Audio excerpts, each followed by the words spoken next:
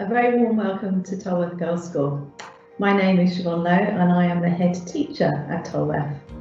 Our live panel tonight also features the head of lower school, Mr. Matt Perry, and the head of Year 7, Miss Rebecca Powling. Tolworth Girls' School is an outstanding world-class school, and while we are really disappointed not to see you in person, we are really looking forward to answering your questions and telling you about our school this evening. Good evening, everyone. As you're aware, tonight is completely live, and running an event like this is still quite new to us, so please be patient. I'm really hopeful that everything will run smoothly, but if you do have any technical issues or you can't stay online throughout this event, then please don't worry. We're recording the event as we go, and we will put it on our website for you to view from tomorrow. Thanks so much to those of you who've actually submitted questions in advance via our website when you registered for this event. We'll endeavour to answer as many questions as we can tonight, and any live questions that come through later on in the evening. So please feel free to ask questions as you go, and hopefully we'll be able to answer everything that you are interested in about our amazing school tonight. I hope that tonight we'll be able to share with you that ingredient that makes Tolworth Girls such an outstanding school. I do know that this is a very important time for you as you decide on your daughter's education for the next 7 years. Our ethos is quite simple. We want all of our students to be the very best that they can be. Simply put, as our parents say, we just get girls, we just get young people. I hope all of the videos and information that we have supplied on the website gives you a flavour of our school. Our outcomes, well, year on year, there's been a significant improvement in the progress made by our students. This year, despite the examination debacle, as everyone's called it, our students achieved fantastic results, with most achieving at least 1 grade better than their target grade. Our A-level results were fantastic, and given the climate, we really celebrated the positive effect this had on the life chances of our students here at Tolworth. Our staff are exceptional. We establish such wonderful relationships. We and our students really get to know them, and we really get to know us. During the lockdown, our staff taught online every day for at least 3 hours. The statistics are incredible. Our IT support department created over 1,000 teams. Students made up the bulk of over 1,500 active users of these teams, and we used the chat facility on Teams to support students with their learning, and over 500,000 messages were sent. There have been to date over 14,000 online meetings, and most of these have been lessons. Over 250,000 files were created. We tried really hard to run a full online version of our school, and this included an art exhibition where we showcased work done during lockdown alongside our GCSE and our A-level work. Our sports day was phenomenal. Started with the usual fantastic banner parade and ended with a whole school student and staff fitness session run by one of our teachers. It was absolutely exhausting, but really enjoyable, and I've got the bruises to prove it. Our online leavers assembly from year 11 took place, and sadly the prom didn't. We had wonder weeks, as we always do, and the students were engaged in lots and lots of different types of topics. Clubs took place, such as Sensational Scientists and the Duke of Edinburgh and our book club, and we worked on our Year 6 transition. We do work and we listen to our students. Senior students attend governors meetings where student issues are discussed and actions. We have a senior executive group, and the sixth form senior prefects, as well as the year 11, sit and discuss the vision and future plans for the school. We don't just talk about toilets and socks. We help when it's needed. We monitor our students' progress on a regular basis, and students are tested and receive levelled homeworks. We look at attitudes to learning and spend time encouraging our reluctant learners to learn. And if a student is struggling, we help them with additional support. We are incredibly aspirational. We have high standards. We set aspirational targets, and we have a culture of high expectations for every single student at our school. and we prioritise the pursuit of excellence across all aspects of our school's work, and we strive for excellence all the time. We do have over 1,400 teenagers here, so you can imagine there are occasions when boundaries are pushed. We deal with it, and you'll often hear me shout, pull your skirt down, tuck your shirt in, and now it's things about blankets, because as you can imagine during this crisis, the school is quite cold because we've had to keep our windows and our doors open, so the girls are carrying their blankets with them to keep themselves warm. Behaviour and our students' attitude to learning are exemplary, and their behaviour in lessons is impeccable. Our students from all backgrounds are exceptionally considerate of one another and do get on incredibly well. So, is Tolworth the right school for you? Is it? And what are you looking for? Are you looking for a school where staff are committed? We experience success not only academically but personally. We've got 2 Olympians who came here, numerous actresses and a NASA scientist. We are a school where we care for the individual, we work as a team, we're determined to succeed, we're incredibly aspirational, we have such enjoyment and so much fun, and we strive for excellence, your daughter's excellence, to let you be all that you can be. Thank you. Okay, good evening. I'm going to speak now as Head of Year 7 here at Tolworth Girls' School. So I oversee the academic, social and emotional wellbeing of our newest students in Year 7 and oversee the progress of the students in that year group. I work with a team of tutors and support staff to ensure the smooth transition from Key Stage 2 to Key Stage 3 and help students get off to a really great start on their secondary education journey. What I'm going to do is just outline the transition process and what we do here at Tolworth to guide and support students through what can be quite a nerve-wracking but very exciting time too. And we're here for you parents. It's undeniable that the pastoral support of young people in secondary education is pivotal to their academic success, and we pride ourselves on outstanding practice here at Tolworth. So Tolworth Girls' School might already be quite familiar to some of the Year 5s and 6s in the local community because of the outreach work that we do as a school. Our STEM subjects have forged links with local primary schools, and in more ordinary times, students from Years 5 and 6 enjoy travelling to Tolworth Girls' School and taking part in specialist workshops. We're also very proud of our 6th form and upper school ambassadors who accompany staff to local primaries and support Key Stage 2 students in their learning and are on hand to answer questions on the secondary school experience. So as soon as places are announced by the local authority, we begin our transition process. So staff from here visit schools of students joining us, and this not only enables us to gather information from Year 6 teachers and special educational needs staff, but also gives Year 6 students a chance to meet key members of staff and begin to have their questions answered. As the year progresses, we begin to carry out more targeted transition, such as our transition tea party aimed at students who might find the process a bit more difficult, or the students who are joining us as the only person from their primary school. This is an opportunity for an extra visit to the school, as well as an opportunity for you as parents to meet each other. Our transition day is always an exciting occasion when all of our new students come together to experience the day at Tolworth Girls. We put together a busy schedule of their new subjects, allowing students to experience lessons in our science labs, out on the Mooga and in our art studios. Students love meeting new friends, getting to know their much bigger surroundings and sampling the canteen. And there's always a huge buzz at the end when they're collected by their parents. And parents are also supported during the transition phase, and our transition evening is a great opportunity to hear from our head teacher about our hopes and aspirations for your daughter, as well as how you can be involved as her education experience continues. Parents are able to meet each other on that evening as a form group, and there's an opportunity to meet with your daughter's form tutor, who is an integral person in their life at secondary school. During this evening, students meet their fellow tutees, and their form tutors, and spend time getting to know each other and work on building the foundations of what become great teams of students that they spend the next 5 years with.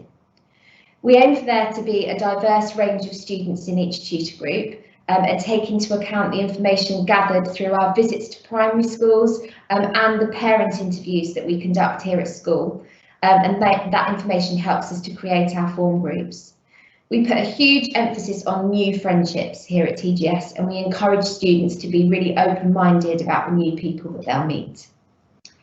Students are introduced to the Tolworth ABC, where we ask students to aim high, be brave and create positivity, and their summer challenges are all linked to that ethos.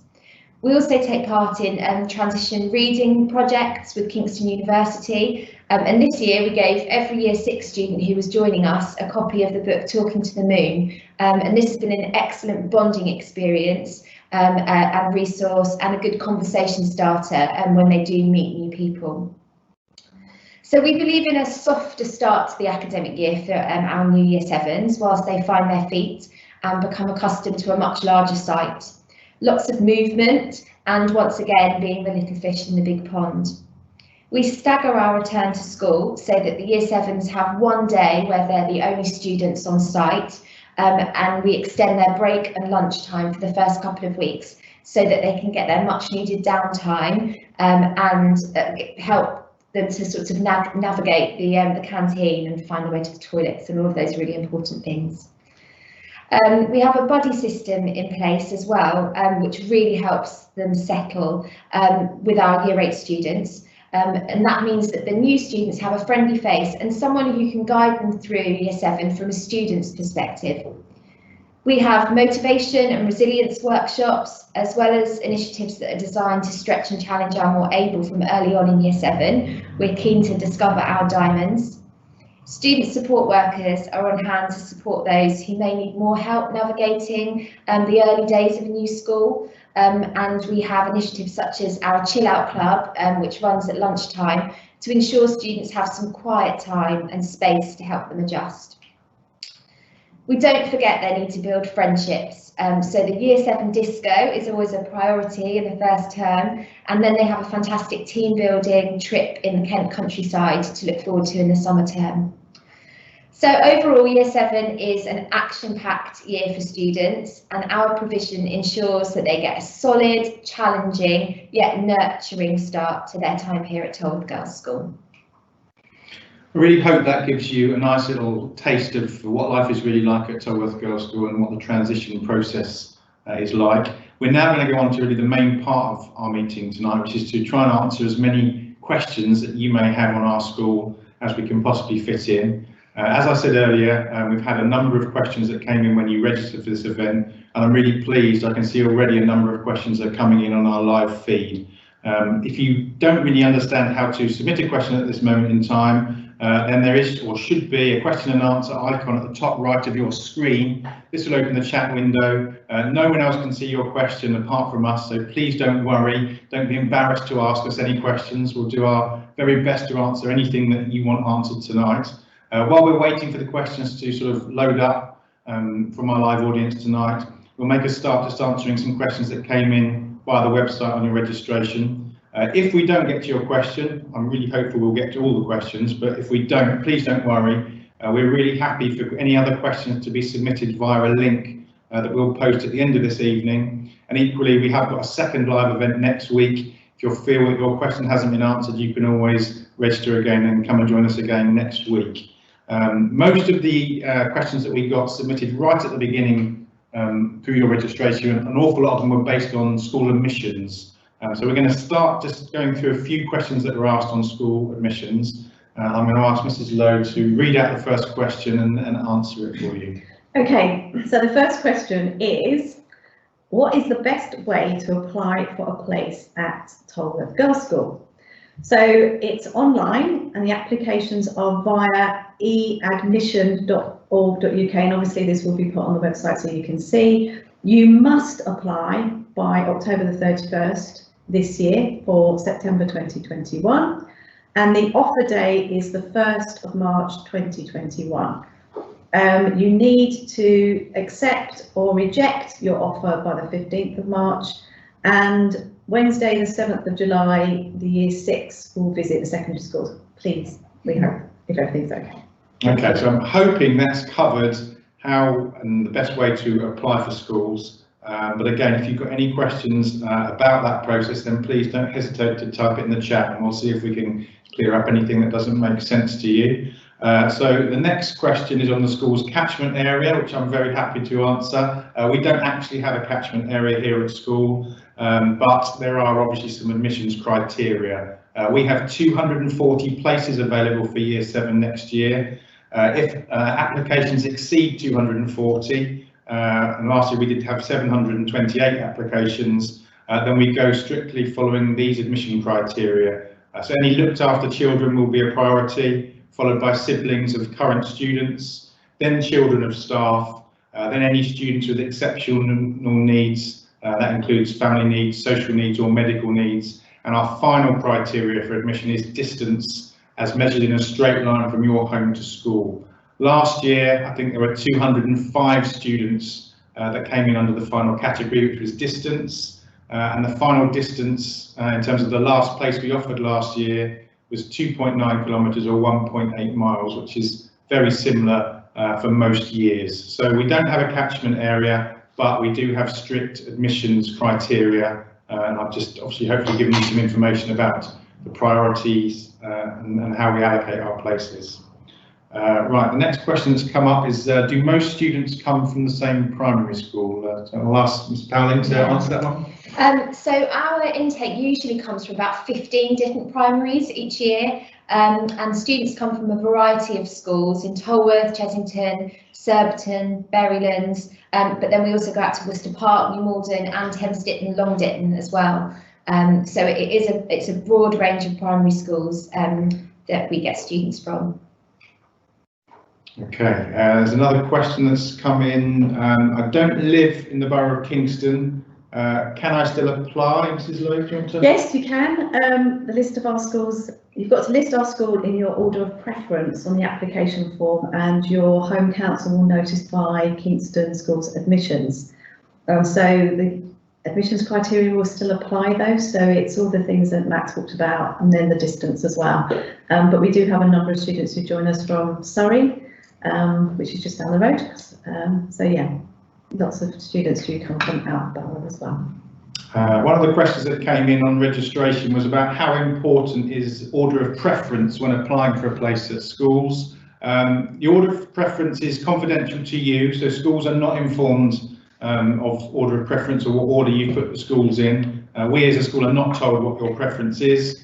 Every school application is considered against the admission criteria for all of the schools that you've put down on your application form. However, the preference is really important for you because if you qualify for a place at a number of different schools, you will be allocated to place the one that's highest priority on your list. So your preference is really crucial for you when applying to make sure you get the right school, but actually from a school's point of view, we don't actually see what preferences you've put on your form. Okay, this is a really common question. Why should we choose Tolworth Girls' School as a secondary school for my daughter? So Mrs. Lowe, I'm going to let you answer. I think I kind of said that in my speech earlier on, but we are inclusive. We have students from all walks of life who come and join our school. It's an inspirational atmosphere. You would never be able to pick out students from the school as to where they live and where they come from. There is just absolutely no difference at all, and we try and level the sort of playing field so that every student has access to learning. If I can give you an example, during the recent lockdown, we made sure that all of our students had a laptop, and if they didn't have access to the internet, we provided internet access and a dongle, because we want every single student, no matter where they are, who they are, to achieve. We have a really student-centred approach, and we develop the whole child, so it's not just about the academic results, it's about how they evolve as a young person.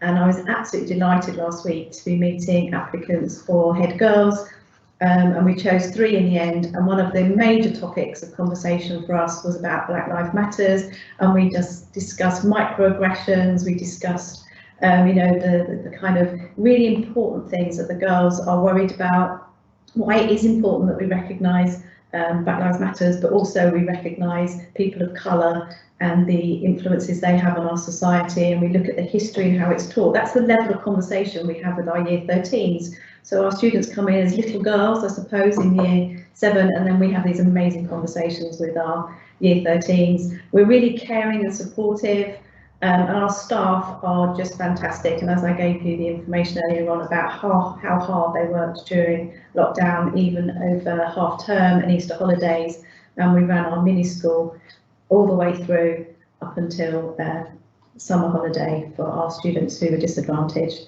We are unique. We have a mixed sixth form, which we really enjoy, because we have boys and girls who join us, and it's interesting because the boys choose subjects that you might find quite interesting, because they do art and textiles as well as sciences, and the girls do sciences as well as art, and they're really good role models, and we don't suddenly get this, oh wow, it's a boy, because we're used to seeing young men in our school.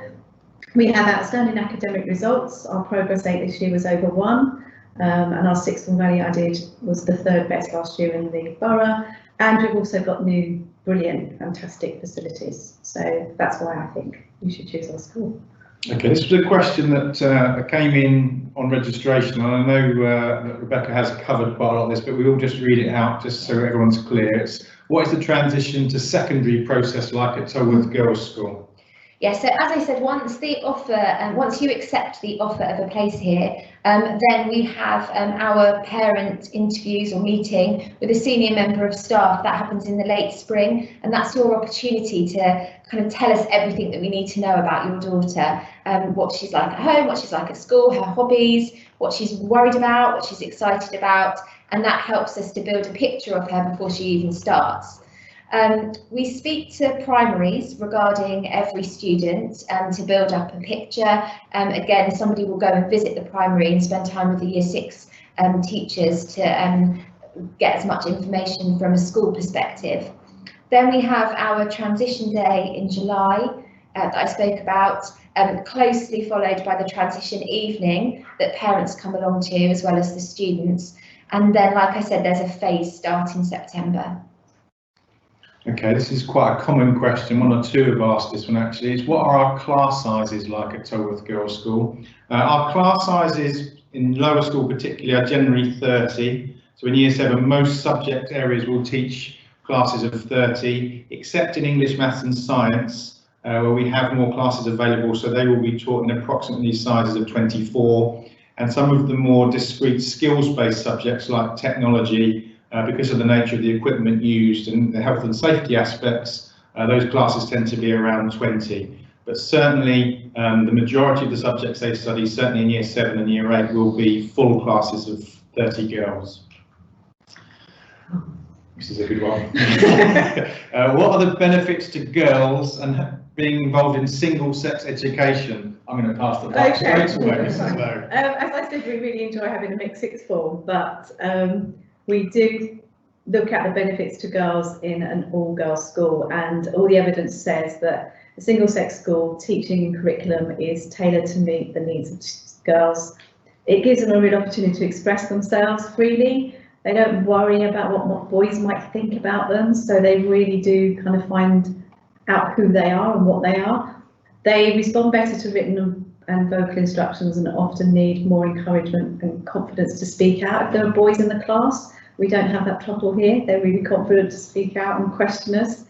There is a calmer, more work-focused environment.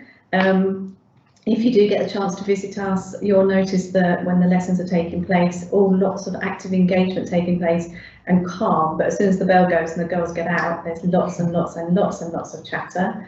And there's massive evidence which shows that girls actually choose subjects that boys would traditionally have chosen in an all-girls school. So here, huge number of our students at A-level take sciences and maths, and we don't sort of have a traditional girls kind of curriculum. So girls are allowed to choose any subject and be what they are really, and be the best that they can be. So it's a really, and girls do better statistically at an all-girls school, and boys surprisingly do better at a mixed school. So. I think one of the live questions that's just popped in about will we get the chance to come and visit your school? Obviously, at this moment in time, life in school is slightly different to normal, but we are really keen for you to be able to come and see us in practice. I think one of the standout features for us as a school is when you do look round, when you do see classes in action, you can see the things that Mrs. Lowe's has been talking about in terms of calmness, the work ethic, the outstanding behaviour. We are very keen for you to be able to come and visit us, and we will be putting something on our website in the next few weeks about giving you the opportunity to potentially come and see us in small groups. So please do stay looking at our website for more information about that, and thank you very much for asking that question. This is an interesting question that came up a few times. What's the ratio of male and female amongst the teaching staff? Mrs. Powling, do you want to? So we've counted them. Yeah. Approximately about 25% of our teaching staff are male. So out of the roughly 90 staff, we have about 20 male teachers. And I've just picked up one as well about can we choose between trousers and a skirt? The school uniform does allow girls to wear skirts, and it does allow them to wear trousers as well, but we've got school trousers. The other question I've noticed is about what do we do with students who speak English as an additional language? I did some analysis because I had to present to governors last week, and 48% of our students are white British and 52% come from other ethnic groups, and we have over 60 languages spoken at school, but we have a dedicated language teacher who deals with our EAL students, and she will support them if they're just emerging or if they're progressed further. She actually works with them, and they're taken over and do work with her in a dedicated area. Do we enter into school sports? We do, but very sadly, at this very moment in time, that's not happening. And we are an active, very, very active within the locality with sport. And we are brilliant at trampolining, I would say that one, no, but we are fantastic at netball, and we do rounders, and we do tennis, and we do lots and lots of sports. But sadly, at this moment, we can't do inter-school sports, but we do inter-house sport. So the girls get a chance to have competitive experiences. Okay, we've got a number of questions coming through just about form groups in terms of what the structure of them is, how they are selected, and also whether or not you can actually request for your daughter to be with any friends. So I'll pass that over to Mrs. Powling just to give you some answers on that. So we have 8 mixed ability form groups of 30 girls, and the key staff in lower school spend a day putting them into their tutor groups, and we take into account all of the information that we've received from primary schools, that we go to the special educational needs day where the Senkos from the primary schools all come along and pass over that sort of specialist information, and then we also take into account the parent meetings that I spoke about. So we really want to ensure that there's a range of needs and backgrounds in primary schools in each form group. So we don't make any kind of guarantees about who you will be with, but of course, if there have been issues with relationships at primary school, then that would be taken into account when we're putting students into the group. And they're named after precious stones, which the girls really like.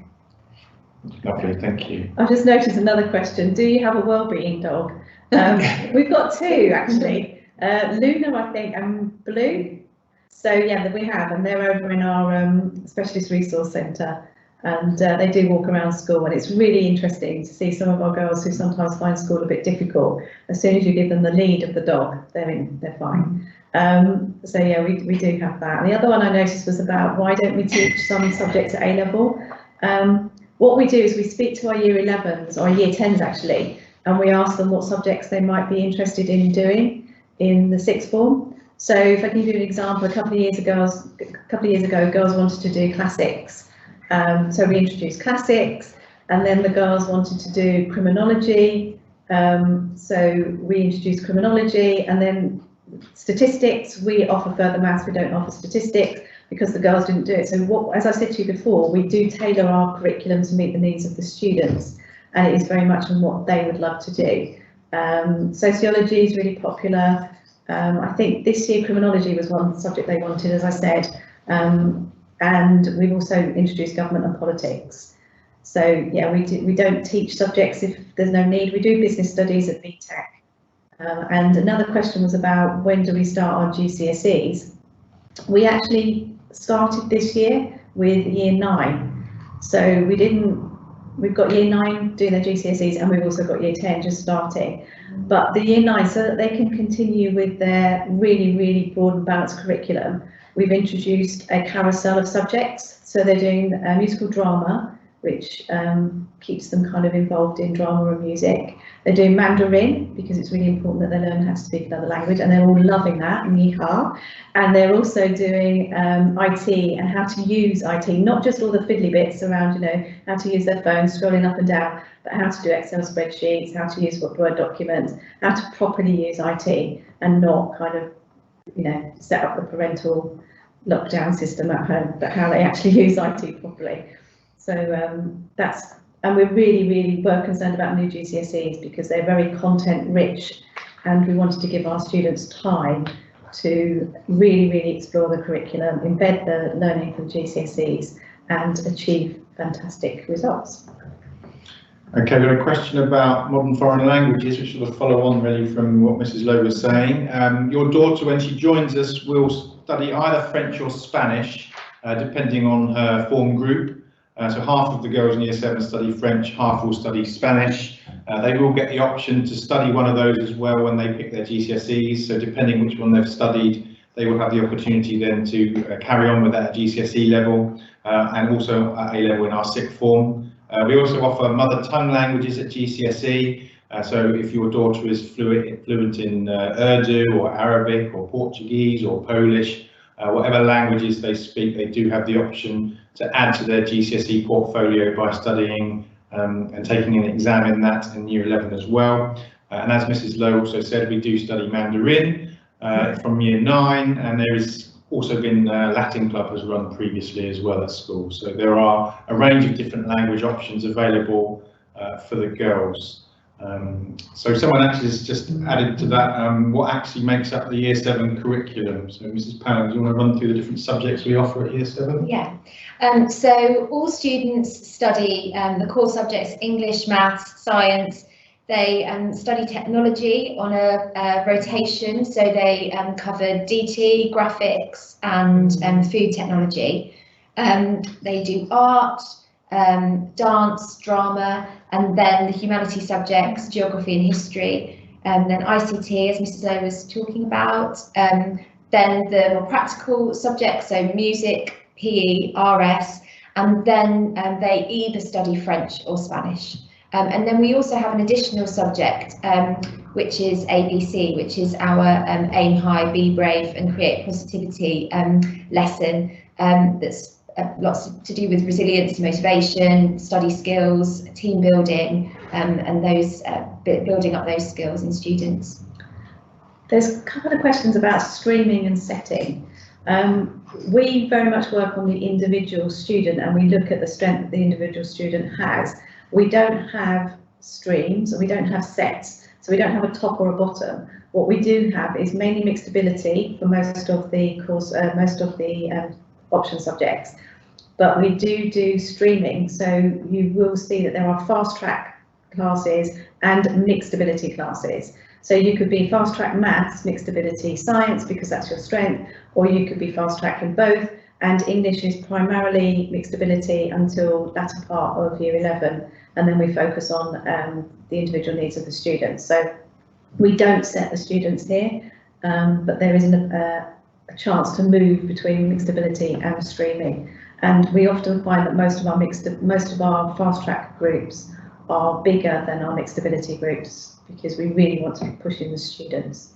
Just a couple of questions have just come through, just following on from talking about the languages the girls will study. There was a question about whether they are able to study more than one language. They only study one language, either French or Spanish.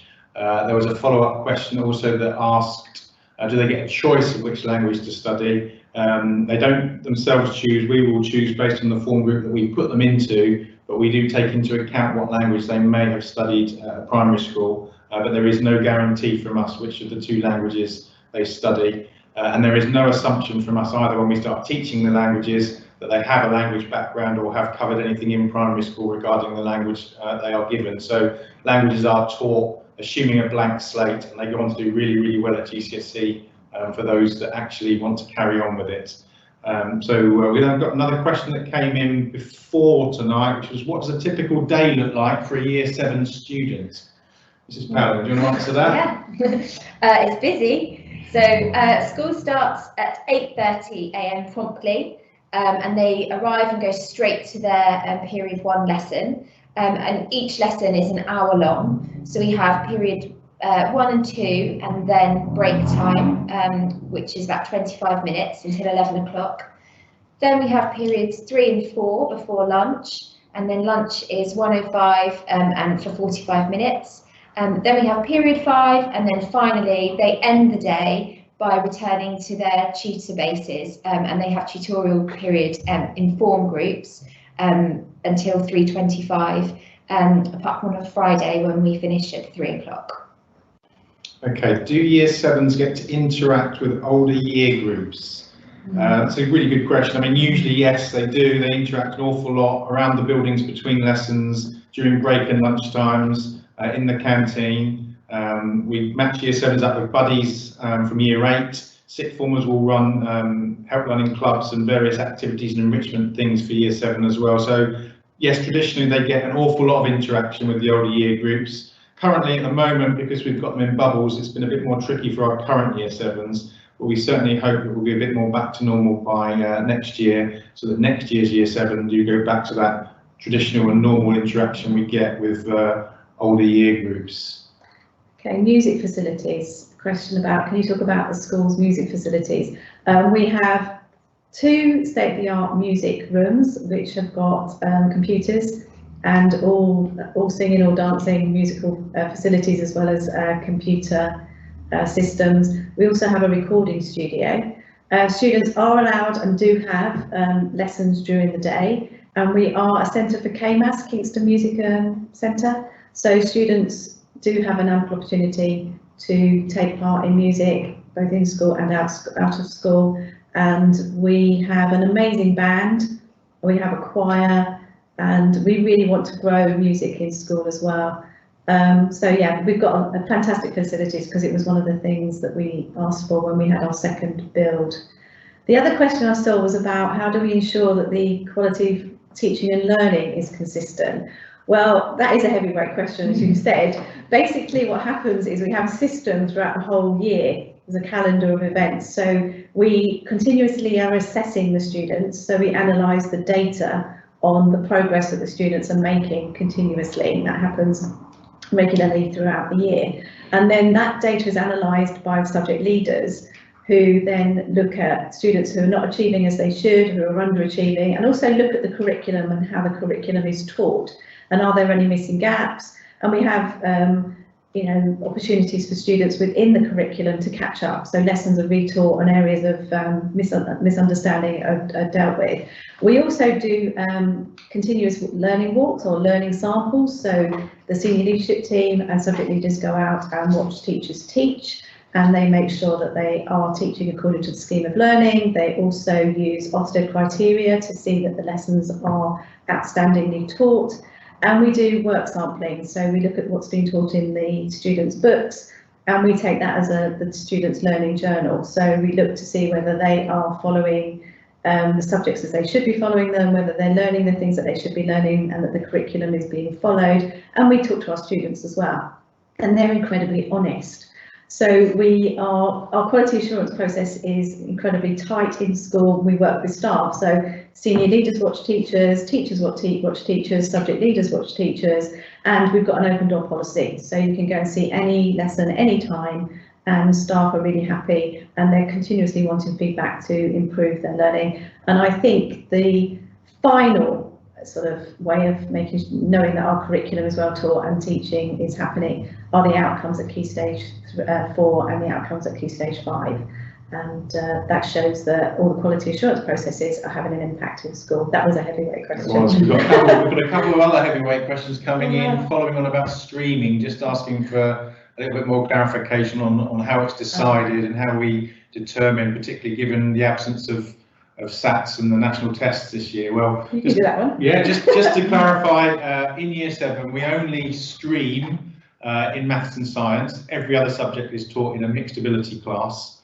so it's only maths and science. The difference between streaming and setting is that we stream just the top end, so we have some fast track classes and the rest of the classes are mixed ability, so we don't have a strict setting system, say set 1, set 2, set 3, set 4, set 5, which decrease in levels of ability. We stream the fast track students at the top end and the rest of the students, which make up the vast majority of our classes. So for example, in maths, we have 10 classes of maths in year 7, and there'll be 4 fast track classes and 6 mixed ability classes. The fast track classes tend to be larger in number, up to 30 students. The mixed ability classes will be slightly fewer students, usually about 22, 23. So I hope that clarifies a little bit the difference between streaming and setting. In terms of deciding upon those streams, you're right, we haven't had SATs this year, but then we never fully depend on SATs. When the students start with us, after they've been with us for a couple of weeks, we do a set of CATS tests with them, which are our own internal testing based on a national testing package. We also ask the subjects initially, obviously, to assess the girls because they start in completely mixed classes. And as we go through the term and we get a better idea of their ability and their potential, we then decide upon the streams, and those classes will change as the term goes on. So I hope I've made it a little bit clearer. I certainly hope I have. Yeah. I don't know if I have or not, but please do ask if there's anything else that you want to know about. We had another one that came in before tonight about homework and the homework policy. Mrs. Powling, do you want to have a go at that one? So in the lower school, they have approximately 10 pieces of homework set a week, and each piece of homework they're expected to spend around 30 minutes on. And we really believe in that homework not just being, finish this off, do what you didn't get done in the class. They're tasks that stretch and challenge the content of the lesson. That obviously increases at upper school. They get more homework and are expected to spend longer on their work as they go up the school. We have homework timetables so that the students can manage their time, and we never say that homework has to be handed in the next day. There's always at least 3 days between the homework being set and the homework being handed in. And we now use online programmes to publish homework, which particularly in year 7 really helps you and them get into new routines, and you can you can see what they've been set and when it's due and things. So that's ePraise and Microsoft Teams.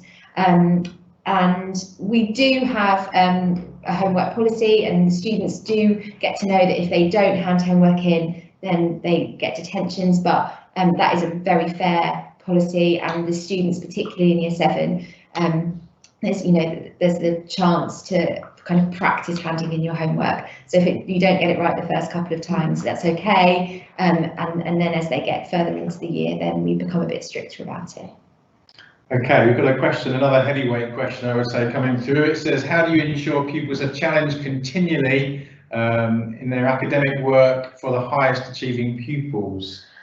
Okay, do you want to explain how we set the targets? Yes, to begin with, yes. And then I can explain the next bit. Absolutely. So on entry to school, we set every student a bespoke personalised target for every subject, and these targets are generated on the basis of their prior attainment, based on years and years of historic data, which enables us to basically give them a bespoke personalised target. We call them minimum target grades.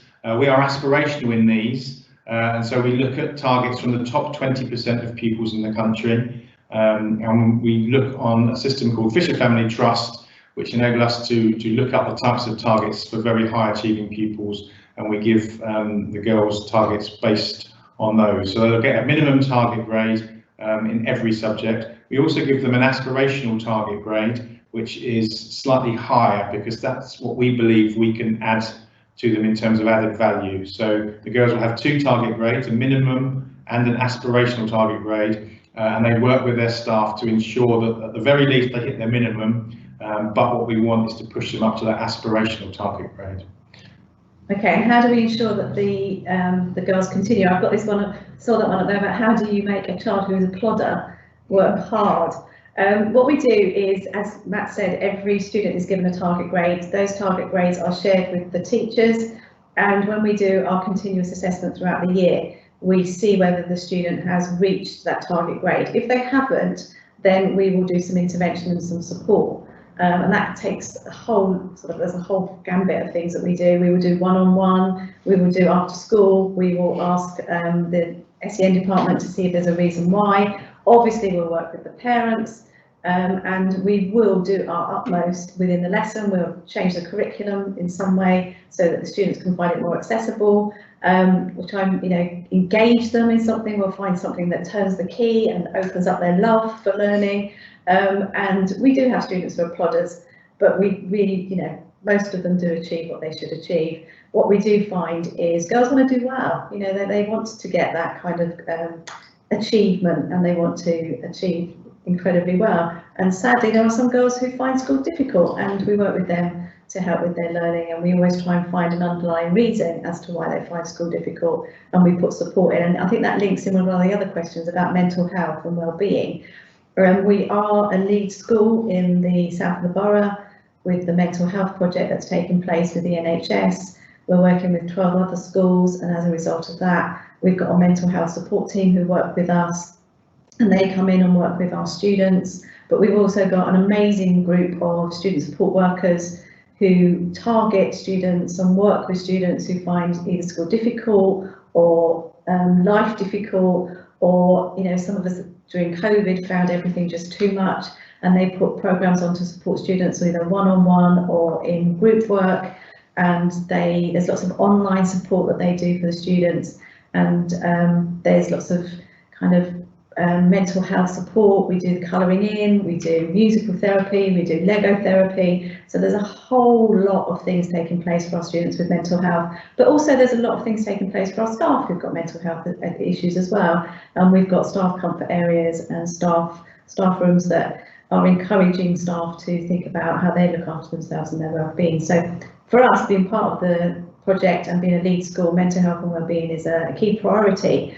But we want to show girls that it's normal to have these feelings. Everyone's got mental health, and sometimes the mental health becomes unwell. We need to deal with it, but it's about developing resilience and giving them the tools to deal with their mental health and to continue to have as much normality as possible. So it's a real priority for us as a school.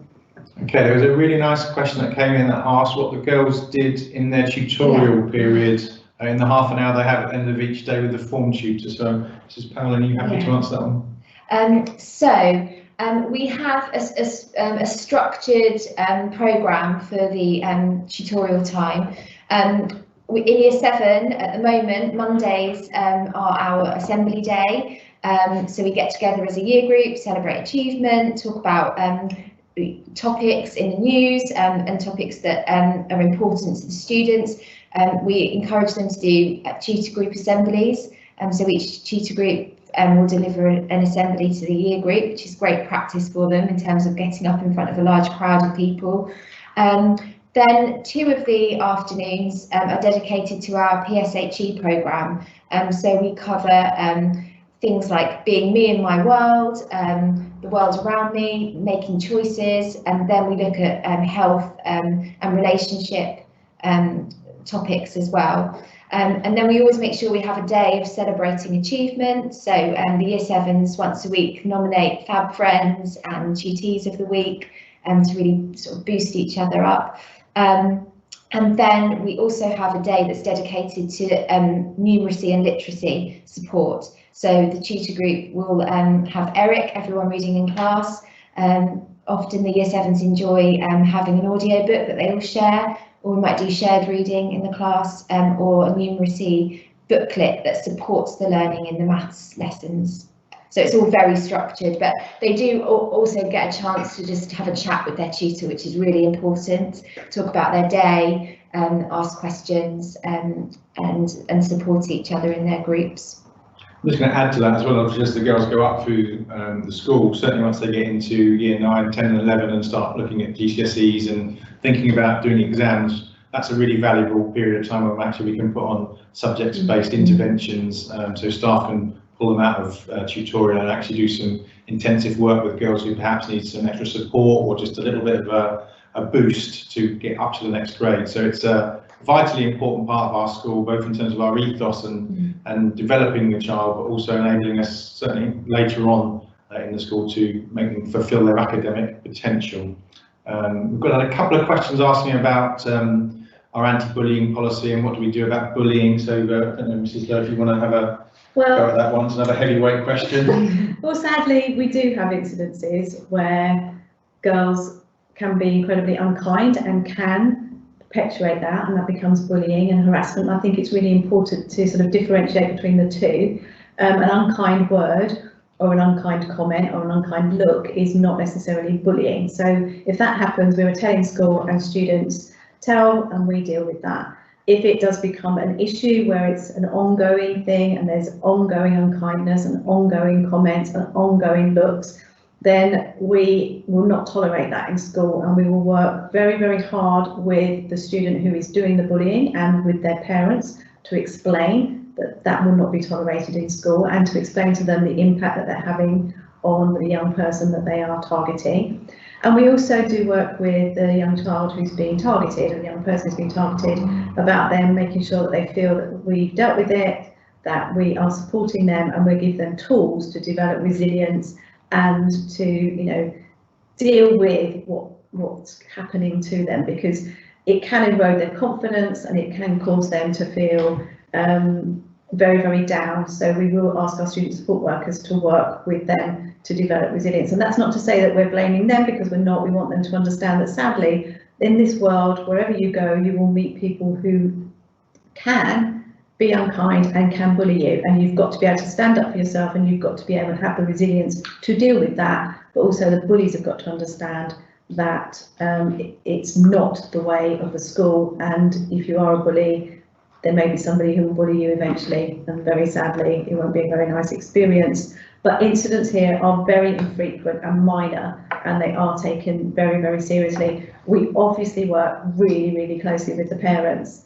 And sadly, some parents have thought in the past that, you know, it's not going to be sorted out, but we haven't been able to resolve it, although we've done the utmost that we can, and, you know, it doesn't carry on. But sadly, some parents haven't felt that we've kind of resolved the issues, and we do our utmost to resolve them. And I think if parents work with us and understand that it's a two-way process, we have to work with the victim as well as the person who's bullying, then normally it's resolved. But as I said, it's very, very, very minor and very infrequent in school.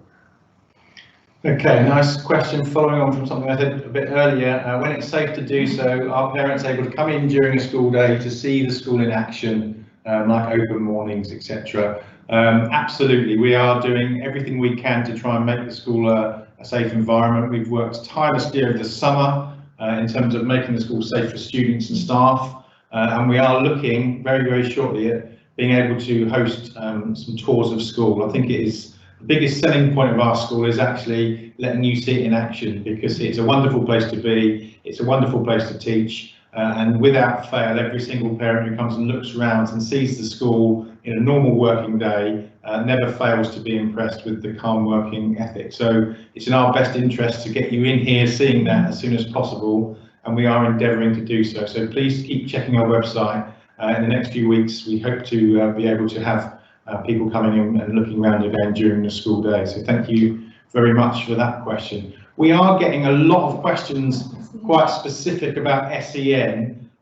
Some of them are obviously very specific to individuals, which means a night like tonight is really quite difficult for us to answer specific questions about specific educational needs. What I will say is that please, if you have any specific questions, there's some that have come out about ASD, some have come out about dyslexia, then please do contact us directly in school at contact@school@tolworthgirlsschool.co.uk. We will send that link out so that you can see that. We will put you in touch with Robin Monroe, our SENCO, and she's also very happy to speak to you over the phone. So if you have any specific questions about your daughter, because she has specific needs and you're interested to see how we can accommodate those, then please do get in touch with us, either on our address that will come out, the link that will come out, or by phone, and we will get back to you and discuss your child, because actually when you're talking about individuals, it needs to be discussed at an individual level.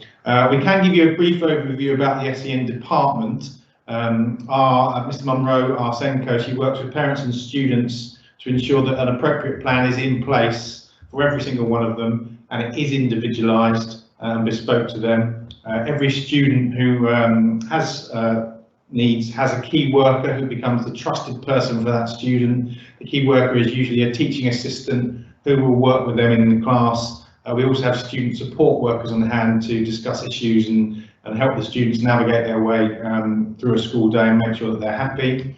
Every student under Miss Monroe's care has an individual learning plan. That learning plan is shared with all of the teachers that teach that student, so they're aware of the needs of the child, and they will endeavour to fulfil those needs through their planning to make sure that lessons are accessible for all and that every student makes the progress that we expect here at Tolworth Girls' School.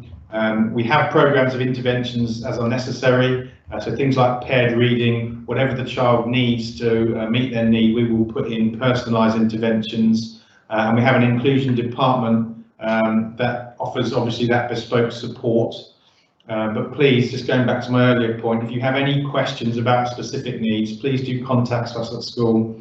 Please do speak to Miss Monroe, our SENCO. She'll be delighted to speak to you and tell you a little bit more about our individualised provision. There's a question there about the resource base. I'm assuming that's the specialist resource centre for our students who have ASD and social, emotional and mental health issues. It's called the Athena provision. It's a beautiful place to be. It's for students who have got EHCPs with identified Asperger's, autism and associated social emotional needs. It's basically for up to 10 students. At the moment we've got 5. The leader is well qualified in dealing with students who have got ASD and Asperger's, and also she shares that experience across the school. So if we do have students who don't have EHCP plans, we access her support. It's really calm, it's bespoke. The students are doing incredibly well in there. They spend some time in there during the day, but most of their learning takes place in school. So they're supposed to be able to access mainstream education, and they do, and it runs alongside the main school provision. And again, if you've got any concerns or any questions, or you want to come and have a visit, then Miss Johnson, Hannah Johnson, is the person that you contact, and she will quite happily speak to you, send you the video. I think that's on the website as well, but can bring you in to do a proper tour so you can see what the facilities are for the students. And yeah, it's beautiful. It's an oasis of calm down there. It's really lovely. Yeah, I will follow up on the website, but I'm fairly certain we've got 2 videos on the website, one about SEN provision and one about the Athena provision. They're about 5 or 6 minutes long each, and they give you a far more detailed look at exactly how those provisions work and how individualised they are. So please, I will check they are on our website. I'm fairly certain they are, but please do look at our website. And I will confirm that they are on there, and we'll give you that virtual tour that 1 or 2 people are asking about, and actually answer a lot more of your questions from the experts, as opposed to us 3 who are sat here in front of you this evening. And we'll obviously send out the SEN details as well, so that you can know who that you've got to make contact with. One of the things I was going to add about the tracking and making sure the students are challenged and stretched academically, we've obviously talked a lot about their target grades and what we do in lessons, but actually in terms of our school, we do an awful lot of monitoring the quality of lessons that are delivered. So we have regular cycles here at school of learning walks with senior leaders and subject leads going into lessons, making sure that the delivery of lessons is a high quality. We do lots of book checks as well across every year group to make sure that the learning is taking place and we're happy with the quality of what's being delivered. So I think it's important for you to know that not only do we track the students, we are also monitoring the performance of staff regularly and making sure that the quality of our lessons is high for all of our students. So that's really, really important.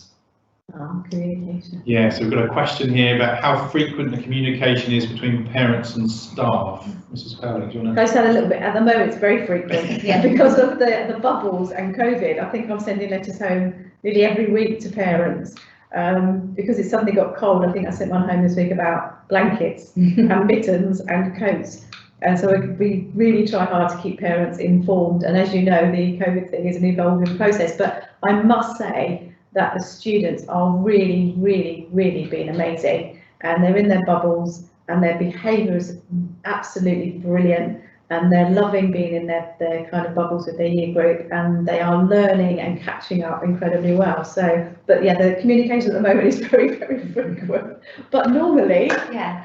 In terms of formal communication between parents and staff to do with progress, we report formally home 3 times a year. One of those reports is a grade report, and one is a fully written report, and then you have one parents' consultation evening as well, where you get to have appointments with each of the subject staff who teach your daughter. But in addition to those, staff regularly communicate with parents to discuss progress, to discuss concerns and worries, but lots of the time it's to make congratulatory phone calls as well. We send lots of postcards home, and our ePraise system allows you to be able to see the house points that they've collected during the day and things as well. So it is a very kind of open dialogue between home and school. Form tutors are the first port of call for parents. So you, on meeting the tutors, you'll be given their direct email address so that you can have easy contact with them in school. And obviously parents are able to contact school anytime and ordinarily meet with staff if issues do arise. We've been having like Zoom meetings with parents in the last couple of weeks, so that's still happening. We've got a couple of questions coming in, so just sort of scrolling through them. How long is a normal school day has been asked. Our school day starts at 8:30 promptly, finishes at 3:25 every day, apart from a Friday, which finishes at 3 o'clock. So that's the traditional working day. At the moment, our working day is slightly different because we have got flexible leaving times for the girls, so that they don't leave school all in one go. So on certain days currently, we have girls leaving at 2:45. Having a reduced tutorial session just so we can stagger the leaving times from the bubbles so the bubbles don't cross-contaminate. But hopefully by next year we will be back to normal, back to our 8:30 till 3:25, except on Fridays. We've also had quite a few questions about extracurricular clubs and what's on offer, and how much do they cost? Is there a cost to them? I'm really pleased to say that most of our extracurricular clubs are completely free. And the offer is very wide-ranging, from many sports clubs and teams to subject clinics to choir, handwriting club. I did actually put a little list here, but it's so small I'm not sure if I can read it, but I'll try and go down it. We've got pop and rock band, year 7 dance company, year 8 and 9 netball, 7 to 9 football, 10 and 11 trampolining, Key Stage 3 maths clinic, DT club, young enterprise, ukulele club, geography clinic, eco committee, young reporter, badminton club, TGS choir, Holocaust memorial performance, care club, book munch club, chess club, year 7 women's history club, history mystery club, year 10 and 11 netball. I mean, I could keep going. I've only got halfway down the list, and this was only for the spring term last year. So hopefully by me just going down that list, you can see the wide and wondrous range of enrichment activities we have here at Tolworth Girls' School. There really is something for everybody. One of the questions that came through was about Manga Club, which I think was in one of our videos that we've got on the transition page. Manga Club is about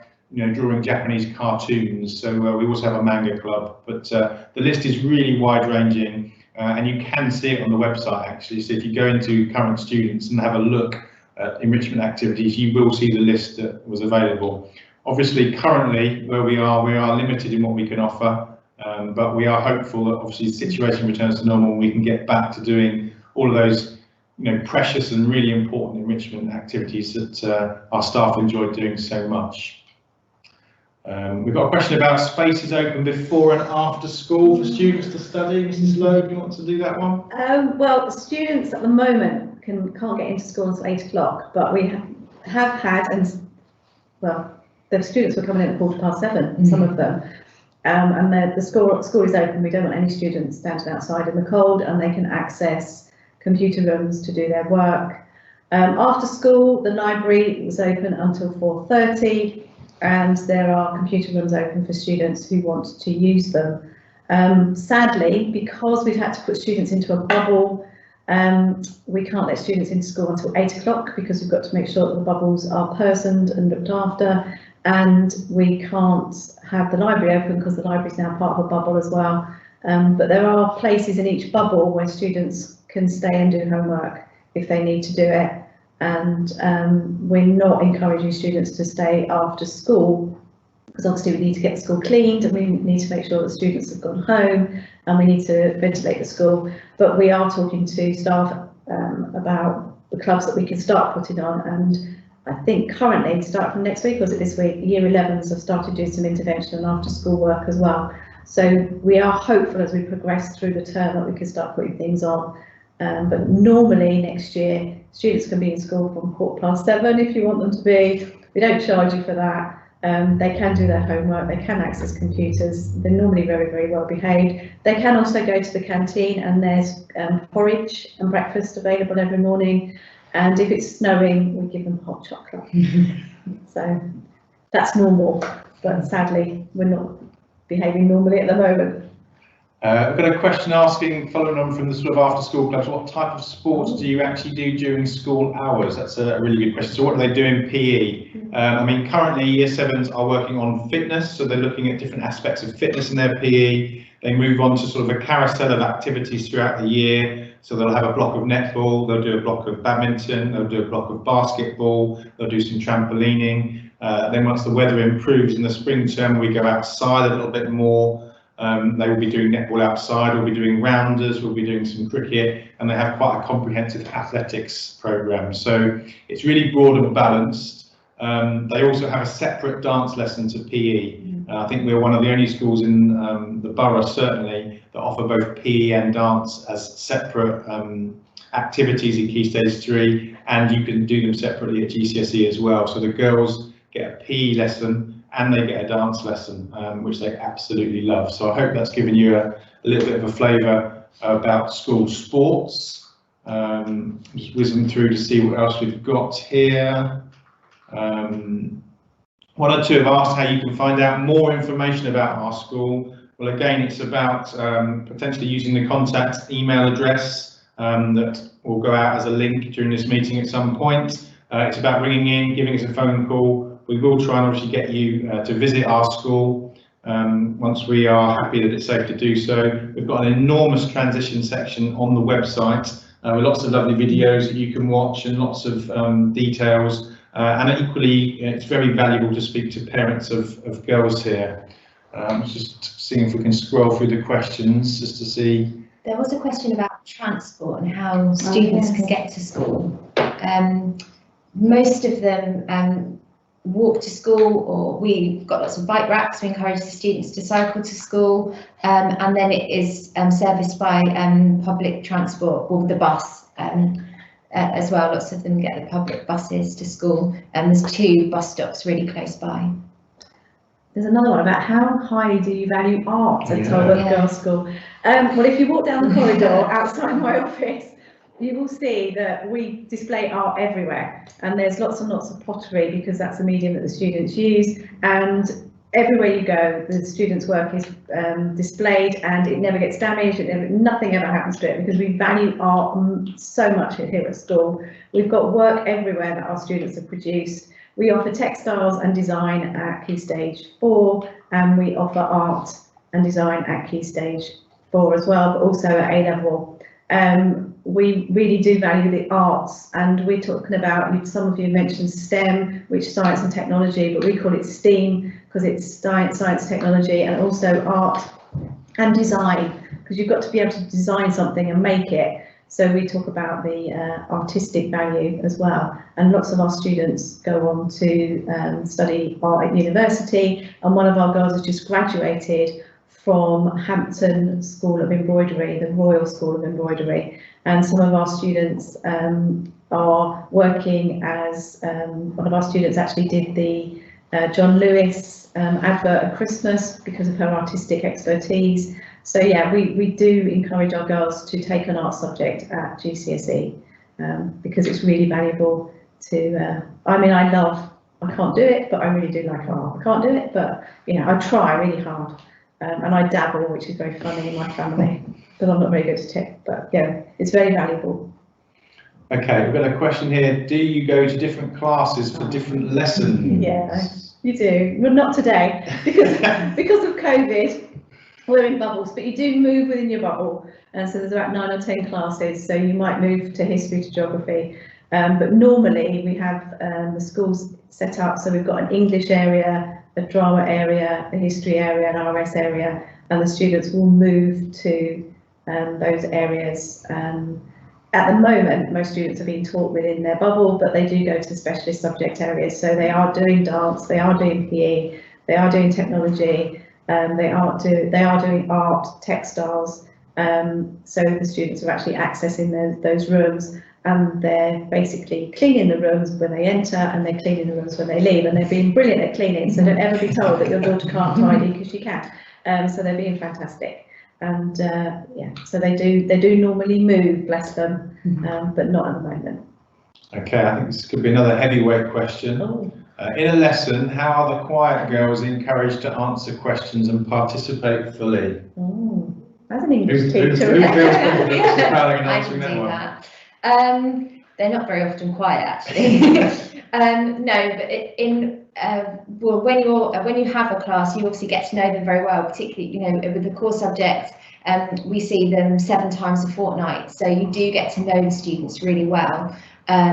And we often have kind of no hands up in the classroom, so we do targeted questions, do things like perhaps give them some warning that they're going to be the person who's going to be asked to speak in the next lesson. But on the whole, the girls very quickly become comfortable in their environment, and comfortable because they are taught in their tutor groups, and they get to know each other really well, and they're massively supportive of each other. When they do stand up and do their presentations or their speeches, there's always lots of whooping. You have to kind of calm them down with their encouragement of one another. But yeah, we just take it, a student by student, and see what works for them and what makes them feel comfortable and included in the lesson. I love this question. Yeah. Do you do explosions in science? Yeah. I hope not. We do lots of practical science, and there are occasionally explosions which shouldn't happen. Girls are not allowed to do explosions in science, but they do lots of practical, that's how science is taught now. The science teachers will do occasional explosions in class. I don't know if you've seen the one where they set fire to the soap bubble, and that makes a huge great big bang, but obviously that's being really careful about safety in the lesson. And they do whizzy bag stuff, like, I don't know if you've ever made custard and try to stand on it, because you can, but then you can eat it. It's really weird, all the wonderful things they do in science. But we don't encourage the girls to do explosions. I think that would just be, no, we wouldn't have school left, so we don't. One of the questions that came in advance was about support and what support is available for the students. I think we've talked quite a lot about the amount of support, but it's things like the fact they see their tutor every single day, so the tutor will pick up on any issues that have arisen. Our staff are very good at communicating with each other. They will very, very quickly and easily email tutors if there's an issue with a child, or if a child's been upset, or there's something the tutor needs to be aware of. We also have several systems in school where we can log different things that arise. We obviously have a tutorial program which includes Friendship for Life program and all the important PSHE themes which girls can learn a lot from. We have lots of year group assemblies and whole school assemblies with key messages. We run a year 7 and 8 buddy scheme. You are able as parents to contact the tutors. We do give you the tutors' email addresses when they start school with us, so that you can contact the tutors directly if there's any issues or anything you need to communicate with them. The head of year is always available, as is the head of school. We've talked about, I'm head of lower school, we also have a head of upper school. So we have senior members of staff available as well. So whatever support a child needs, there is always someone they can go to, always someone they can talk to, and we generally find that any small issues are very, very quickly and easily resolved. Just having a little look at the questions. There's one about how many students do we get into Oxford or Cambridge. We do encourage our students to apply to Oxford or Cambridge. I think over the last few years we've had 1 or 2, but a number of our students do get into the Russell Group universities. So that's universities like like Durham, Exeter, SOAS, King's in London. So a great number of our students do get into those universities. Someone mentioned about science. A number of our students, I'd say almost 30% of our students do sciences, and they do go on to the science kind of based subjects. We have a huge number of students who've gone on to be doctors, dentists, nurses. I've always said that I've been really well looked after in my old age.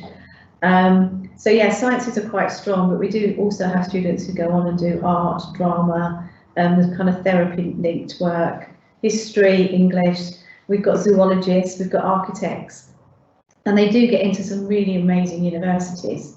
So we do encourage, we do have a fast track group in the sixth form for students who are Oxbridge, and we work with other schools in the locality to prepare our students, and we also work with our alumni as well, because our alumni, very large number of our students come back and work with our sixth form students.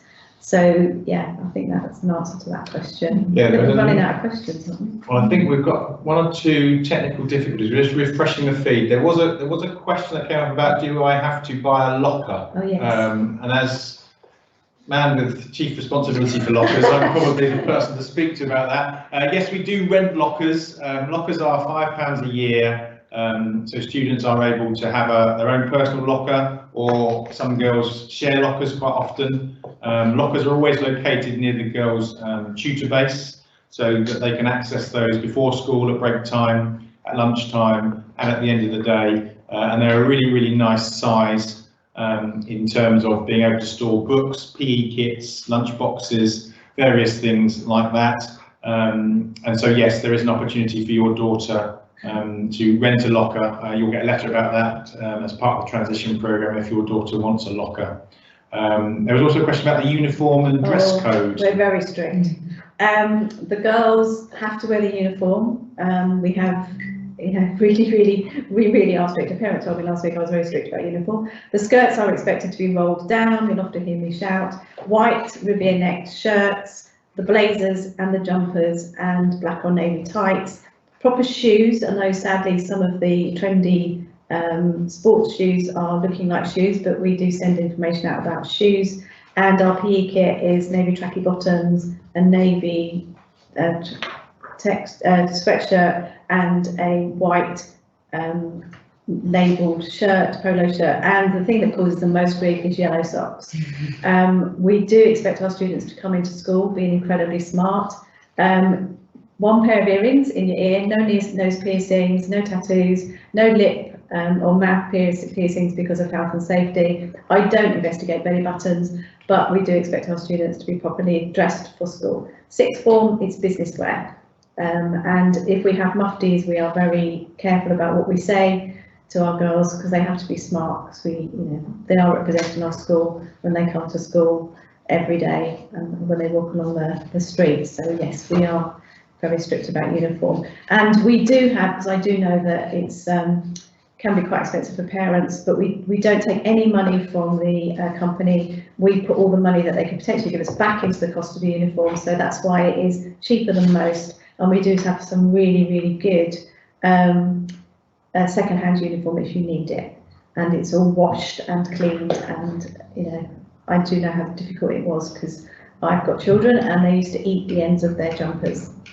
Always buying new jumpers. We've got a couple of questions left. There was one about the sixth form and whether or not we prioritise Tolworth Girls' School girls. Absolutely we do. Every single one of our Year 11 students we offer a place to, providing we have a suitable course for them. The vast majority of our Year 11 girls will move into our sixth form. Our sixth form is largely an academic sixth form in terms of the courses it offers. So we offer a wide range of A-levels with a few BTEC and vocational courses. We don't offer a tremendous amount of level 2 courses, which are equivalent to GCSEs for girls who perhaps have got less than the 5 GCSEs at grade 4 or above. So we do lose some girls because we don't offer a course that is suitable for them, and they will tend to go to places like Kingston College or Nescott.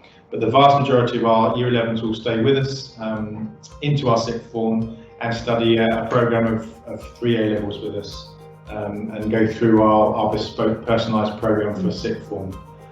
So I think that pretty much brings us to the end of tonight. I'm quite relieved. We seem to have got through it unscathed. Thank you. We've had 1 or 2 technical problems, but hopefully you've managed to hear what we've been saying and we've managed to answer most of your questions. Thank you so much for your interest in our school. We really appreciate it. We hopefully look forward to seeing you at some point in the next few months where you can come and visit us properly, and we really hope that we're going to be working with your daughter next year. If you have any more questions or would like more information, then please do contact us at school and our contact the head email address, or speak to us by phone on 0208 397 3854. We'd love to hear from you. But thank you very much. Yeah, thank you very much. I really look forward to working with you in September of next year. Thank you.